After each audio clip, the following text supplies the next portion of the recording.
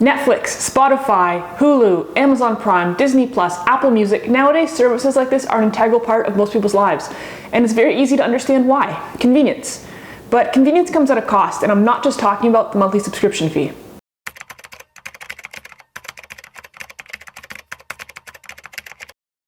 Hey, what's up? I'm Nicole, and I've noticed something. I've noticed that these subscription services, which are so commonly a part of our day-to-day lives, may actually be one of the most widespread forms of self-sabotage to ever exist. I would even go as far as to say that they're ruining our lives, and I know that that sounds like a very overdramatic statement to make, but bear with me for a moment and I'll explain. On the surface, these services seem innocent enough, right? Wrong!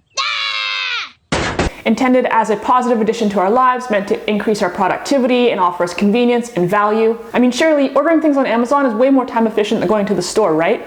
And what about movies? When I was a kid, if you wanted to rent a movie, you'd have to drive to Blockbuster, you'd pay a few bucks, you'd rent it for a few days, and then you had to bring it back. Or you'd get charged late fees, and you even had to rewind the VHS, but now I'm sounding old.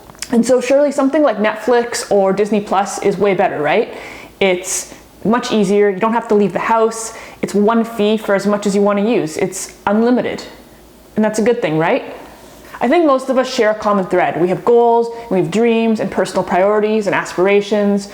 We have things that we aspire to do and places we aspire to go and people that we aspire to be. Maybe you have a hobby that you find really fulfilling, like music or photography, or maybe you're working towards a financial goal of buying a car or saving for the down payment of a home or getting yourself out of debt. Maybe you've been dreaming of starting a business or a YouTube channel. Maybe you want to start running and working out, or maybe you just want to spend more time with your family and friends when we're not in a pandemic. These are the things that add real value to our lives and give us enrichment and fulfillment and make us happier people overall. And we're going to do them tomorrow or on the weekend, or you know what, after just one more episode, just one. Okay, fine, one more after that, and then for sure we're going to start. After I finish this season, then I'm gonna start. Oh, I gotta buy one thing first before I forget. I gotta make one order online. But I swear, I'm gonna start doing those things like next week, for sure next week. These subscription services actually sell addiction, packaged as convenience and entertainment. They slowly bleed us of our time, our money, our motivation, and because they're unlimited, you use them way more than you otherwise would. Because we have unlimited access to movies, and unlimited access to music, and unlimited access to podcasts, and unlimited free shipping, and unlimited everything, we wind up way overusing these services and using them a lot more than we actually would if we were just paying piece by piece. If you had to pay individually for every movie or TV show that you watched, I can guarantee you'd spend a lot less time watching TV. Or if you had to pay for shipping for every single parcel you ordered, you'd probably order a lot less, wouldn't you? Or at least you'd think your purchases through a lot more, right? And in turn, you'd actually wind up spending a lot less money over the long run. Amazon Prime doesn't save you money, it costs you money by making it way too easy to mindlessly buy all sorts of stupid shit that you don't actually need because shipping's free and it's gonna show up on your doorstep in 2 days, so why not? For real, apparently drunk dialing Amazon's a thing where people get completely shit-faced and order a bunch of stuff that they don't actually need or want, and it shows up on their doorstep and they don't even remember buying it. If you've done that, you probably have an Amazon problem. And a drinking problem, but that's a video for another day. Oh, and also, can we stop saying that Amazon Prime gives you free shipping? It's not free, you're spending $80 a year on it. These services start as a distraction, which quickly lead into routine laziness and lethargy, which leads to depression and self-loathing, which we then medicate ourselves against with more content streaming and more impulse shopping, and before you know it, you're a complete slave to these services. There's been a lot of talk recently since The Social Dilemma came out about social media and the endless scrolling on Facebook and Instagram, but nobody's talking about the endless Netflix binging or the endless impulse shopping on Amazon. They sabotage our lives by robbing us of our time and our energy and our motivation, and we let them and we even pay them for the privilege. Seriously, do you know why the subscription model is becoming the most popular business model in the world? It's because it generates an endless revenue stream for these companies by deceiving you into thinking it's only a few dollars a month when in fact it's hundreds or even thousands of dollars a year that you just don't notice. There's literally a subscription service for everything now. Beyond the obvious movie and music subscriptions, there's groceries and dog toys and razors and coffee and liquor and socks and snacks. It goes on and on. There's a subscription service for everything, and boy oh boy does it add up. Let's say you have the most popular streaming services, Netflix and Spotify, and I think most people have at least one other, so let's say Disney Plus.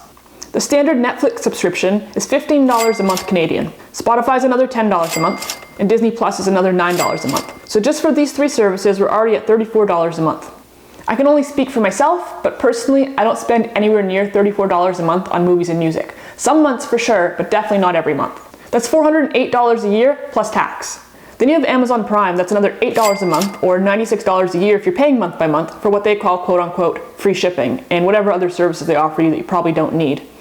And that's not even accounting for all the useless shit you end up ordering thanks to your so-called free shipping. Again, I can only speak for myself, but as someone who doesn't have Amazon Prime, I can guarantee you I don't spend anywhere near $80 or $100 on shipping each year. And if I do order something, particularly if I have to pay shipping, you can guarantee I'm going to really think through the purchase. Then you get one of those trendy meal prepping boxes. After shipping, HelloFresh is $80 a week for just 6 meals, which works out to over $13 a meal that you still have to cook, which would cost you roughly 75% less to make if you just bought the ingredients from a normal grocery store. It's as expensive as takeout and you still have to do the work, so I really don't understand this one personally. So if you have a 2-person, 3-meal-a-week plan with HelloFresh, you're adding over $4,100 a year to your grocery bill without even getting to decide exactly what you're cooking for dinner.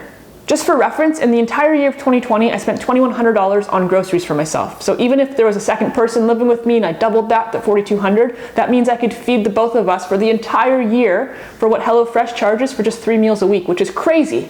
Then you want to get your dog some toys and treats, right? Well, BarkBox, quote, starts at $23 US a month, plus shipping if you're Canadian, and they won't even let you see the exact cost until you give them your contact info so they can pressure you with spam emails if you choose not to sign up, which is pretty bogus. Again, Levi is one of the most pampered pups I've ever met in my life, and I can guarantee you I don't spend anywhere near $30 a month on toys and treats.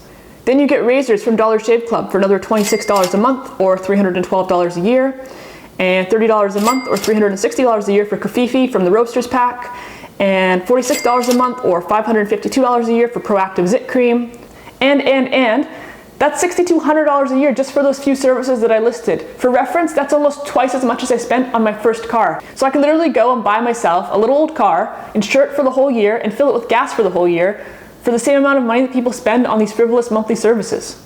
Just food for thought. There's 2 main points I'm trying to make here. Number 1 is that these services drain you of hundreds or even thousands of dollars a year disguised as just a few bucks that you don't even notice. They cause you to easily dismiss what seems like an insignificant amount of money, but what's actually a very significant amount. So much so that many people forget to cancel the services they're no longer using.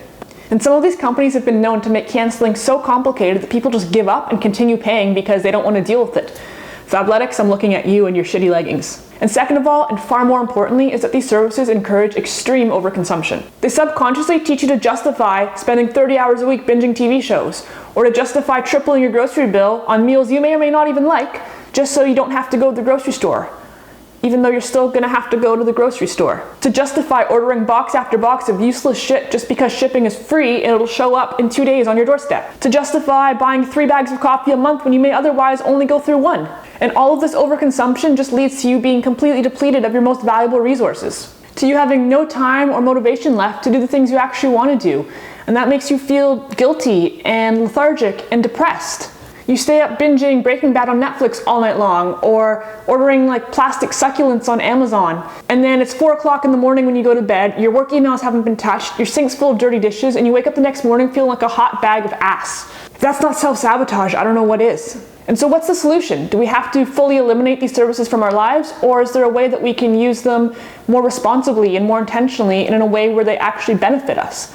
I think there is. The first thing you're going to want to do is make a list of all the services you're subscribed to and figure out which ones you're no longer using or which ones you no longer want to be using, and just cancel them, just get rid of them. For the services you actually want to keep, go ahead and crunch the numbers and see if you'd actually be spending less by buying these products and services outside of the subscription model. Would you actually be spending $30 a month on dog toys or $46 a month on Zit Cream if you just went to the store to buy these things? Probably not. At the very least, see if you can go down a tier in your subscription and save a few bucks. Next, and this is going to be a painful one, you're going to want to pull up your purchase history on Amazon for the last 12 months and see first of all how much money you've spent there over the last year, but more importantly is see how many of those purchases were intentional and were things you actually needed and wanted to buy versus how many of them were impulsive and stupid and unnecessary, and be honest with yourself. How many of those products would you actually have gone through the trouble to go to the store and buy if Amazon couldn't drop them on your doorstep? Basically what you're trying to figure out is if you're actually getting a good value for what you're paying, or if you're just being manipulated into spending more money than you otherwise would.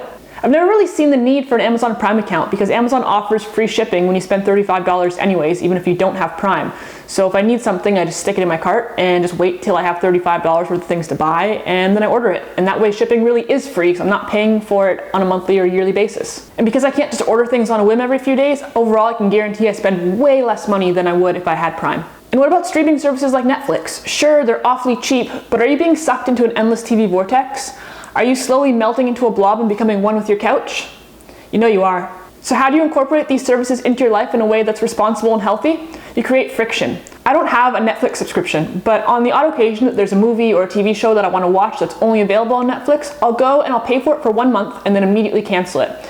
And from that point, I have 30 days to watch whatever it is I wanted to watch. I can watch an entire season of a show, or I can watch a movie or two, whatever it is that I was actually wanting to watch specifically, and then it's done. I don't find myself scrolling through Netflix looking for something to watch just for the sake of watching something.